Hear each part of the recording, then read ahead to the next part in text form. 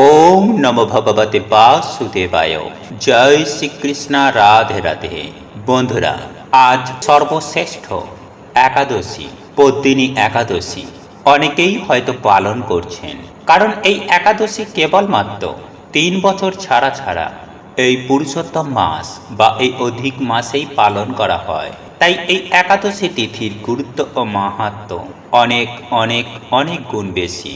বন্ধুরা, যারা এই পদ্মিনী একাদশী পালন করছেন তারা নিশ্চয়ই জানেন যে আজকের দিনে এই পদ্মিনী একাদশী ব্রত কথাটি শ্রবণ না করলে এই একাদশী ব্রত অসম্পূর্ণ থেকে যায়। এমনকি যারা কোনো কারণে যারা এই পদ্মিনী একাদশী ব্রতটি পালন করতে পারছেন না, তারা কেবলমাত্র এই পদ্মিনী একাদশী ব্রত কথাটি শ্রবণ করে যদি পরমেশ্বর ভগবান শ্রী হরি বিষ্ণু ও মা লক্ষ্মীর সামনে আজকের দিনে একটি প্রদীপ প্রজ্বলন করতে পারে, তা হলেও এই ব্রতের পূর্ণ ফল অনেকাংশেই লাভ করা যায়। তাই বন্ধুরা, আজ শনিবার দিন একবার হলেও শ্রবণ করুন চতুর্মাসের সর্বশ্রেষ্ঠ এই একাদশী পদ্মিনী একাদশী ব্রত কথা। বন্ধুরা, ব্রহ্ম বৈবর্ত পুরাণে যুধিষ্ঠির শ্রীকৃষ্ণ সংবাদে এই ব্রত কথাটির বর্ণনা রয়েছে। আশা করি এই ব্রত কথাটি শ্রবণ করে আপনাদের ভালো লাগবে। তবে এই ব্রত কথাটি পাঠ করার আগে আপনাদেরকে বলে রাখি যে আপনারা এই ব্রত কথা শ্রবণ করতে করতে কখনোই ছেড়ে দেবেন না, অর্থাৎ ব্রত কথাটি সম্পূর্ণ শ্রবণ করবেন। তাহলে এই ব্রতের যে পূর্ণ ফল, শুভ যে ফল, সেই শুভ ফল আপনারা সম্পূর্ণ রূপে লাভ করবেন।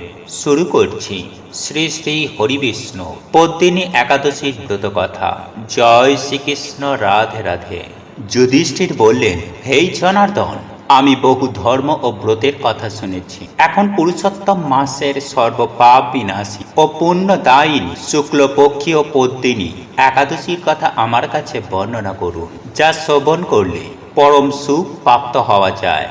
ভগবান শ্রীকৃষ্ণ বললেন, দশমীর দিন থেকেই ব্রতের শুরু হয়। কাঁসার পাত্রে ভোজন, মুসুর, ছোলা, শাক এবং অপরের অন্ন ও আমিষ দশমীর দিন বর্জন করতে হয়। পরের দিন প্রাতঃকালের পর সুগন্ধি ধূপ, দীপ, চন্দনাদি দিয়ে ভগবানের পুজো করতে হয়। রাত্রিকালে জাগ্রত থেকে ভগবানের নাম ও গুণ কীর্তন করতে হয়। এরপর এই ব্রতের একটি ইতিহাস বর্ণনা করলেন। এক সময় রাজা কার্তবীর্য লঙ্কাপতি রাবণকে পরাজিত করে তার কারাগারে বন্দী করে রাখে। পুলস্তমণি রাজার কাছে রাবণের মুক্তি কামনা করেন। মণির আজ্ঞায় রাজা রাবণকে মুক্ত করে দেন। এই আশ্চর্যজনক কথা শুনে নারদ পুলস্থমণিকে জিজ্ঞাসা করলেন, হে মণিবর, ইন্দ্রসহ সকল দেবতা যেখানে রাবণের কাছে পরাজিত হয়েছিল, সেখানে কিভাবে কার্তবীর্য রাবণকে পরাজিত করল? কৃপা করে তা বলুন। পুলস্থমণি তখন রাবণের কাছে কার্তবীর্যের জন্ম রহস্য বর্ণনা করেন। ত্রেতা যুগে হৈহয় বংশে কৃতবীর্য নামে এক রাজা ছিলেন। মহিষ্মতিপুরে তার রাজধানী ছিল। রাজার 1000 পত্নী ছিল, কিন্তু রাজ্যভার গ্রহণের মতো কোনো পুত্র রাজার ভাগ্যে হয়নি। দেবতাদের আরাধনাতেও সুফল মেলেনি তার। অবশেষে সাধুদের আজ্ঞা অনুসারে বিভিন্ন ব্রত পালন করলেন, তথাপি রাজা ছিলেন অপুত্র। মন্ত্রীর ওপর রাজ্যভার অর্পণ করে তপস্যায় যাবেন বলে স্থির করলেন। রাজা কীর্তবীর্য বরণী মহারাজ হরিশ্চন্দ্রের কন্যা পদ্মিনী ছিলেন অত্যন্ত পতিব্রতা। স্বামীর সঙ্গে তিনিও তপস্যার জন্য মন্দার পর্বতে গমন করলেন। সেখানে তারা 10,000 বৎসর কঠোর তপস্যা করলেন, কিন্তু তবুও কৃতবীর্য পুত্র সুখে বঞ্চিতই রইলেন। রানী পদ্মিনী মহাসাধ্বী অনুসূয়াকে জিজ্ঞাসা করলেন, এই সাধ্বী, পুত্র লাভের জন্য আমার স্বামী 10,000 বছর তপস্যা করেও বিফল হয়েছে। এখন যে ব্রত পালনে ভগবান প্রসন্ন হন, অতি শ্রেষ্ঠ পুত্র লাভ হয়, এমন কোনো উপায় বিধান করুন। পদ্মিনীর প্রার্থনায় অনুসূয়া প্রসন্ন হয়ে বললেন, 32 মাস অন্তরে এক অধিক মাস বা পুরুষোত্তম মাস আসে। এই মাসে পদ্মিনী ও পরমা 2 একাদশী। এই ব্রত পালন করলে পুত্রদাতা ভগবান শীঘ্রই প্রসন্ন হবেন। অনুসোয়ার নির্দেশে পদ্মিনী পরম শ্রদ্ধায় এই একাদশী ব্রত পালন করলেন। সেই ব্রতে সন্তুষ্ট হয়ে স্বয়ং ভগবান গরুর বাহনে আরোহণ করে পদ্মিনীর সম্মুখে উপস্থিত হলেন। ভগবান বললেন, হে ভদ্রে, আমি প্রসন্ন হয়েছি। পুরুষোত্তম মাসের সমান কোনো মাস আমার প্রিয় নয়।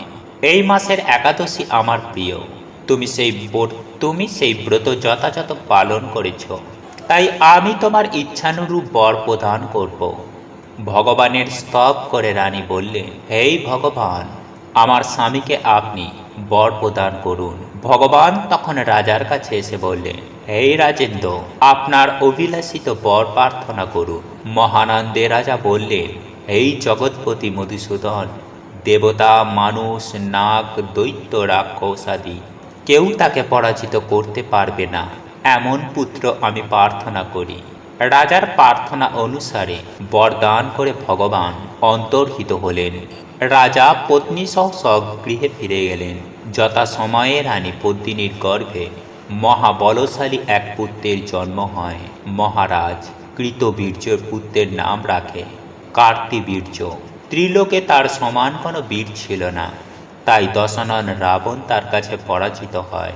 শ্রীকৃষ্ণ বললেন, হে মহারাজ, এই ব্রত যিনি পালন করবেন তিনি ভগবান শ্রীহরির শ্রী পদপাদ্যে অহৈতুকী ভক্তি লাভ করবেন। শ্রীকৃষ্ণের উপদেশে ধর্মরাজ সপরিবারের এই একাদশী ব্রত পালন করেন। যিনি এই ব্রত মাহাত্ম্য পাঠ ও শ্রবণ করেন তিনি বহু পূর্ণ লাভ করেন। বন্ধুরা, আপনারা একাদশী ব্রত পালন করুন বা না করুন, কিন্তু যদি আপনি এই একাদশীর দিন সামান্য এই ক্রিয়াগুলি সম্পাদন করতে পারেন, তাহলেও এই একাদশীর পূর্ণ ফল অনেকাংশেই লাভ করতে সক্ষম হবেন। প্রথমত বন্ধুরা, আগামীকাল একাদশীর দিন সন্ধ্যাবেলায় তুলসী তলায় বা তুলসী মঞ্চের সামনে একটি ঘিয়ের প্রদীপ জ্বালিয়ে মনে মনে এই মন্ত্রটি উচ্চারণ করে তুলসী গাছটিকে বা তুলসী মঞ্চটিকে 11 বার পরিক্রমণ করুন। আর এই মন্ত্রটি আপনারা সকলেই জানেন। মন্ত্রটি হল ওম নমো ভগবতে বাসুদেবায়, ওম নমো ভগবতে বাসুদেবায়। বন্ধুরা, এই মন্ত্রটি 21 বার নয়তো 3 বার অবশ্যই উচ্চারণ করুন এবং 11 বার তুলসী মঞ্চটিকে বা তুলসী গাছটিকে পরিক্রমা করুন। এর ফলে মা লক্ষ্মী এবং ভগবান বিষ্ণু আশীর্বাদ লাভ করবেন। আর হ্যাঁ, তুলসী তলা একটি ঘিয়ের প্রদীপ জ্বালাতে কখনোই ভুলবেন না। অসমর্থ হলে আপনি তেলের প্রদীপও জ্বালাতে পারেন। বন্ধুরা, এরপর দ্বিতীয় যে কাজটির কথা বলবো তা হলো, বন্ধুরা, যদি আপনার বাড়ির আশেপাশে যদি কোনো অসত্য গাছ থেকে থাকে, তাহলে সেই অসত্য গাছে এই একাদশীর দিন অবশ্যই 1 ঘটি জলে সামান্য চিনি মিশিয়ে সেই জলটিকে অর্পণ করুন এবং সেই অসত্য গাছের সামনেও একটি প্রদীপ প্রজ্বলন করুন। বন্ধুরা, শাস্ত্রমতে বলা হয় যে অসত্য গাছেই সমস্ত দেবদেবী বিরাজ করেন। আর এই পদ্মিনী একাদশীর দিন, বিশেষ করে শনিবার দিন যদি আপনি এই কাজটি সম্পাদন করতে পারেন, তাহলে এতে পরিবারে সুখ, শান্তি, সমৃদ্ধি সদা সর্বদাই বজায় থাকে। বন্ধুরা, এরপর তৃতীয় যে কাজটি করার কথা বলবো তা হল, বন্ধুরা, আগামীকাল শনিবার পদ্মিনী একাদশীর দিন সামান্য কিছু হলেও কোনো অসহায়, গরিব, দুঃখী, দুস্থ, অভুক্ত মানুষকে কিছু দান করুন। এছাড়াও কোনো অবলা প্রাণী, যেমন ধরুন গরু, কুকুর, কাক, এদেরকে সামান্য কিছু হলেও ভোজন করান। বন্ধুরা, এই কাজটিও একাদশীর দিন একটি সর্বশ্রেষ্ঠ কাজ হিসাবে গণ্য করা হয় এবং সর্বোপরি একাদশীর সর্বপ্রধান কাজ হল পরমেশ্বর ভগবান শ্রী হরিকে নিরন্তর স্মরণ করা। তাই বন্ধুরা, এই পদ্মিনী একাদশীর দিন গীতা, ভাগবত পাঠ করার চেষ্টা করুন। আর সময় পেলেই পরমেশ্বর ভগবান শ্রী হরিকে স্মরণ করে মনে মনে বলুন, হরে কৃষ্ণ কৃষ্ণ কৃষ্ণ হরে হরে, হরে রাম রাম রাম হরে হরে। বন্ধুরা, সদা সর্বদাই মনে রাখবেন যে একাদশীর অন্যতম কাজ হল পরমেশ্বর ভগবান শ্রী হরিকে স্মরণ করা। তাই একাদশীর দিন যত বেশি শুদ্ধ মনে হরিনাম করবে, ততই আপনার ও আপনার পরিবারের পক্ষে সেটা শুভ হবে।